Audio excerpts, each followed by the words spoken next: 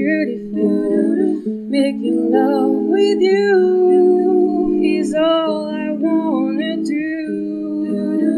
Loving you, I see your soul come shining through. And everything that I do is out of loving you.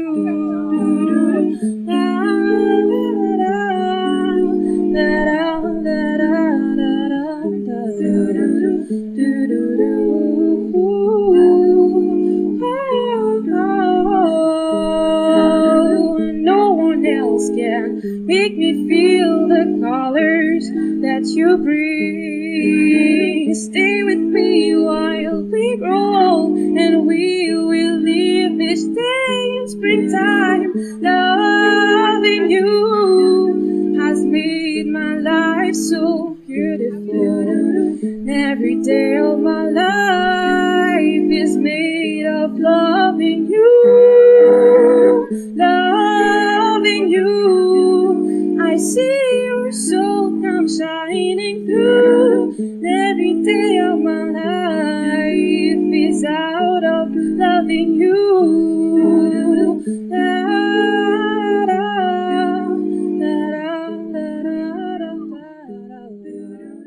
Les jeunes, les étudiants, mais y compris les profs, les personnels de l'université, les travailleurs. On a de nombreux secteurs, la CGT blanchisserie, la CGT éducation nationale, enfin beaucoup de secteurs qui aujourd'hui sont ensemble parce que tous ces secteurs subissent la précarité, la précarisation, les politiques du gouvernement qui ne gèrent pas la crise sanitaire, qui est catastrophique aujourd'hui et qui précarise l'ensemble du monde du travail.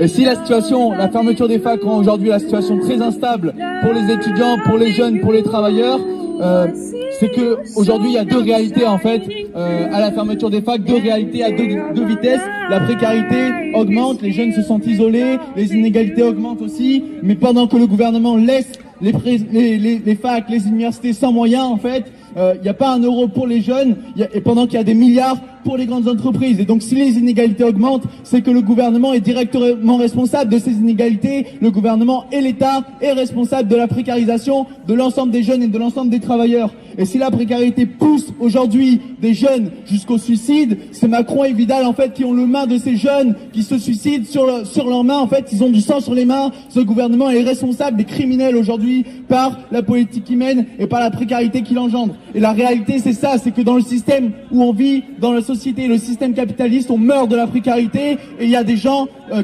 tous les jours, des travailleurs qui sont exploités, qui continuent de mourir de la précarité, et ça peut plus durer en fait, cette politique qui sans cesse donne aux riches et ne donne pas aux pauvres, ne donne pas plus d'argent dans l'université pour subvenir aux besoins de la majorité de la société. Et en fait, aujourd'hui, il manque de moyens à l'université et on voit qu'il y a de moins en moins de place également à l'université. Le gouvernement et les présidences de l'université imposent une sélection sociale très dure par la concurrence, par en fait la pression de l'année aussi, les examens, les cours qui deviennent de plus en plus durs et essayent d'imposer la sélection sociale également en refusant d'appliquer des mesures d'urgence comme la validation automatique. Moi, je suis élu au CA, on a présenté 2 motions au conseil d'administration de l'université Bordeaux-Montaigne. La présidence a refusé de les soumettre au vote et donc s'est positionnée contre la validation automatique, s'est positionnée pour appliquer la sélection sociale qu'impose le gouvernement et donc refuse aujourd'hui de combattre la précarité étudiante. C'est pour ça que cette lutte aujourd'hui, on doit la prendre en main par nous-mêmes, les étudiants, les jeunes, avec les personnels et les profs de l'université, avec l'ensemble des travailleurs qui sont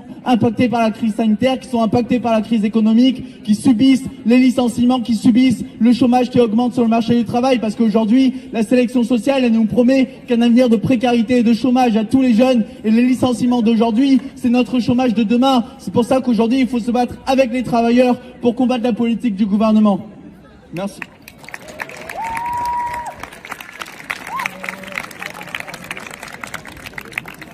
Merci.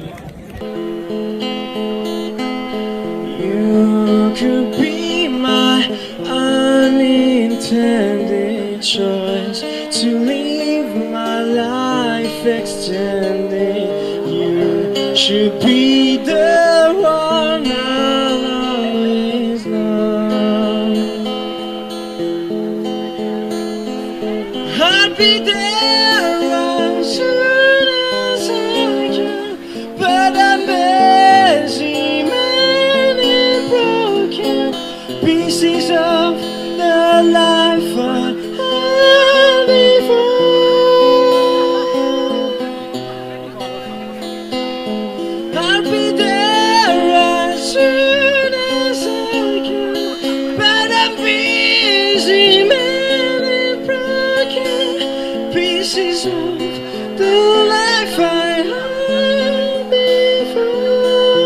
votre précarité nous parle dans notre boîte, parce que la précarité qui va vous être proposée après celle que vous vivez en ce moment, et parfois même que vous vivez depuis gamin, cette précarité-là, elle va vous suivre jusque dans nos grosses boîtes comme la Poste, qui est le premier employeur de France.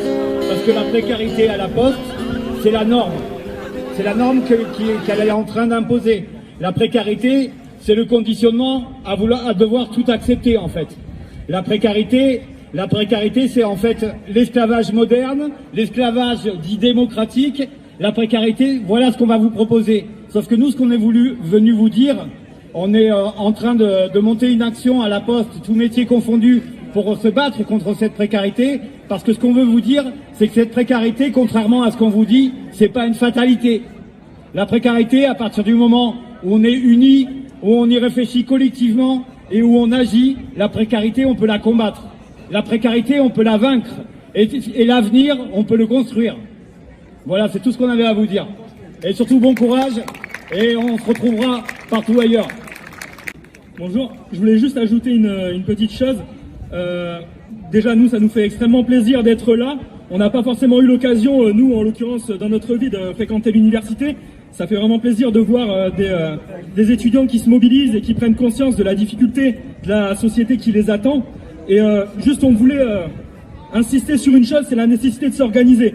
La nécessité soit de se syndiquer, soit de s'organiser en collectif, en association, en ce que vous voulez en fait en réalité, mais de s'organiser absolument, parce que ce que vous vivez aujourd'hui, la précarité qu'on essaye de vous imposer et qui ne s'impose en réalité qu'aux étudiants pauvres, parce qu'on parle de précarité étudiante, en réalité on devrait parler de précarité étudiante pauvre, parce qu'en réalité les étudiants riches, fils de riches, n'ont pas la problématique qu'ont les étudiants pauvres ou précaires ou prolos. C'est-à-dire qu'il y a une vraie problématique de classe, y compris dans la société. Donc de se former, de s'organiser en collectif, en association, en syndicat, pour faire face à ceux qui nous exploitent. Et les mêmes qui aujourd'hui, les mêmes étudiants, et j'en suis certain, qui vous disent aujourd'hui il n'y a pas de problème de précarité, on est simplement là pour s'en sortir, arrêtez de bloquer les universités, arrêtez de nous emmerder, on veut simplement faire nos études, etc.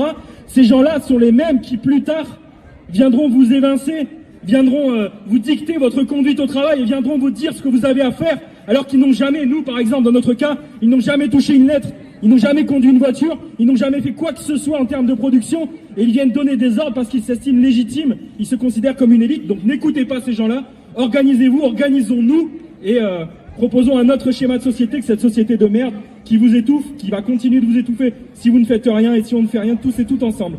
Et on vous invite, si vous êtes là le 27 mars, on organise un rassemblement devant le siège de la Poste à Mériadec. Tout le monde est le bienvenu, y compris les étudiants et les étudiantes, car on considère qu'on est toutes et tous concernés. On a aussi des collègues postiers qui sont CDI étudiants et qui sont malmenés autant que nous. Donc voilà, tous et toutes ensemble, bon courage et à bientôt.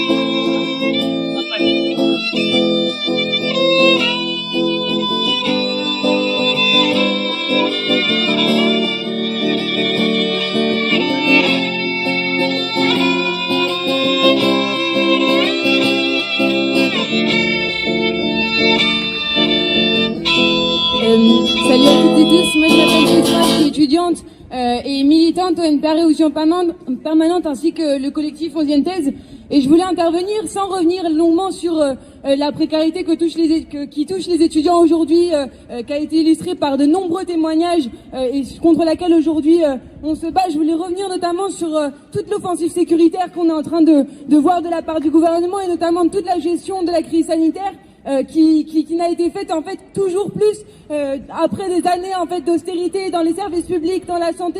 On culpabilise toujours plus les soignants pendant que des milliards sont donnés aux grandes entreprises qui, elles, à leur tour aujourd'hui licencient. justement aujourd'hui, en fait, la seule réponse qu'a donné le gouvernement et dans plusieurs pays à la crise sanitaire, c'est de répondre toujours plus par la matraque, par la responsabilisation individuelle de la population. Et avec une politique toujours plus austéritaire, avec toujours moins de moyens en fait dans les hôpitaux, dans les services publics, comme l'ont dit plusieurs interventions avant moi. Aujourd'hui, pendant que des personnes sont en train de crever la dalle, on assiste à une véritable politique totalement liberticide, sécuritaire et islamophobe, notamment avec l'attaque qu'a fait le gouvernement et notamment les dernières sorties de Frédérique Vidal sur l'islamo-gauchisme, ce fameux concept qui existerait dans les universités, qui gangrènerait la société et les universités, qui en réalité en fait est une attaque frontale envers la communauté musulmane et toutes les personnes stigmatisées comme telles, mais y compris toutes les personnes racisées, mais aussi en fait l'ensemble des personnes qui aujourd'hui relèvent la tête, qu'on cherche aujourd'hui à museler. Je suis en train de penser d'ailleurs que si on avait fait un repas avec de la viande halal, on serait probablement en train d'entendre aujourd'hui tout de suite à la radio et sur les médias que on serait aujourd'hui en train de faire encore reproduire cet islamo-gauchisme-là. Moi, je voulais dire que ça fait écho aujourd'hui ce qui est en train de se passer à ce qui se passe aujourd'hui en Espagne ou encore en Grèce contre les politiques liberticides des différents gouvernements. Avec justement cette précarité qui doit aujourd'hui cesser, mais y compris en fait l'ensemble de ces politiques sécuritaires. Aujourd'hui, ce qu'il faut, c'est des investissements massifs dans les services publics, dans les hôpitaux, dans les universités, un plan d'urgence pour mettre fin à la précarité de manière drastique, pour ne plus avoir à dépendre des différentes associations pour toute notre vie, ainsi qu'un revenu étudiant, par exemple, pour qu'on soit plus obligé de travailler pour pouvoir étudier à l'université, financé par les grandes fortunes, parce qu'aujourd'hui, de l'argent, il y en a, ça dépend où est-ce qu'on met, qu'est-ce qu'on priorise aujourd'hui. La dernière chose que je voudrais dire, c'est que on n'a rien à attendre de ce gouvernement qui, en toute complicité avec le grand patronat, est en train de licencier et continue ses attaques frontales envers les différents secteurs de la jeunesse, du monde du travail et des secteurs populaires. Aujourd'hui, on est plusieurs organisations de jeunesse, mais comme sont intervenues aussi des organisations du monde du travail, syndicales et politiques, et contre tout corporatisme, on doit faire la démonstration aujourd'hui d'avoir un plan de bataille pour que ce ne soit ni aux jeunes, ni au secteur populaire, ni aux travailleurs de payer la crise. Et contre Macron et son monde, aujourd'hui, transformons la détresse en rage et la rage en organisation. Merci.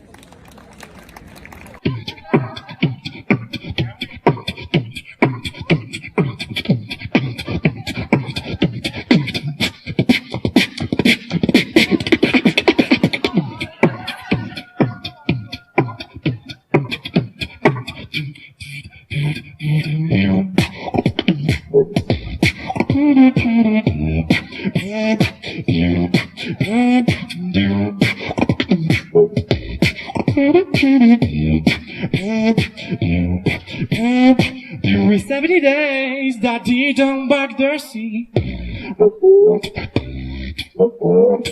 were 70 days that didn't back their seat.